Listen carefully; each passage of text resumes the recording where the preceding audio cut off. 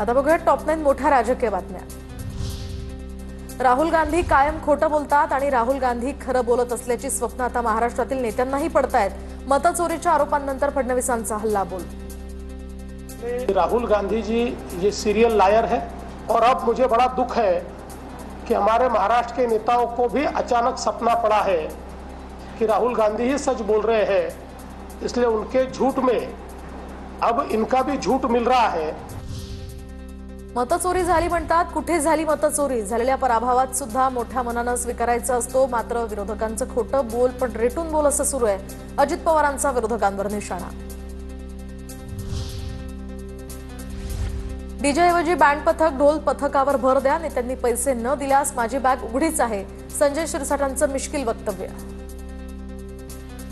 40 गावचं बँड मागवा ना, वैजापूरच्या कुठलचं मागवा, पैसे कमी पडत ते सर्व लोक आहेत आणि काय नाही जमलं तर मी आहेच, बॅग माझी उघडीच आहे। लुटलेले पैसे शिरसाटांच्या बॅगेत, भ्रष्टाचाराच्या पैशांवर गणेशोत्सव साजरा करा हा स्पष्ट संदेश। तर शिरसाटांच्या डीजेवरील वक्तव्यानंतर राऊतांची टीका। ह्याच्यावरती आपण काय बोलू शकतो? बॅग उघडी आहे त्यांची, कारण हे जे लुटलेले पैसे आहेत त्या बॅगेत आहेत। भ्रष्टाचाराच्या पैशावरती तुम्ही गणेशोत्सव साजरा करा हा स्पष्ट संदेश आहे।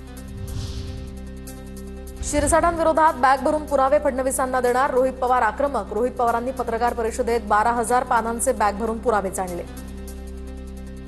बॅगभर पुरावे तिथं आणलेले आहेत आणि त्याच्याच बरोबर हे 12,000 टोटल पानं आहेत जे पुरावे आहेत। याची एक पेनड्राईव्ह सुद्धा आहे, ती पेनड्राईव्ह देवेंद्र फडणवीस साहेबांना आम्ही नक्कीच देऊ।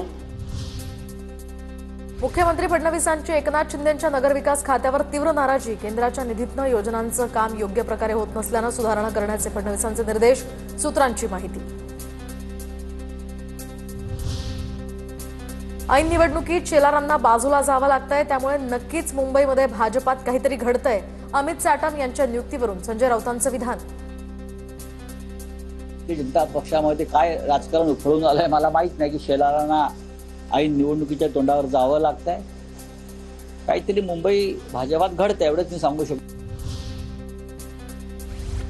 संजय राऊतांनी महाविकास आघाडीत जो सावळा गोंधळ सुरू आहे त्याकडे लक्ष द्यावं, मग दुसऱ्याकडे बघावं। आशिष शेलारांचंही राऊतांना प्रत्युत्तर। संजय राऊत यांनी पहिलं त्यांच्या महाविकास आघाडीत जो सावळा गोंधळ चालू आहे तो पहिला बघावा, मग दुसऱ्याच्या गोंधळाकडे बघावं।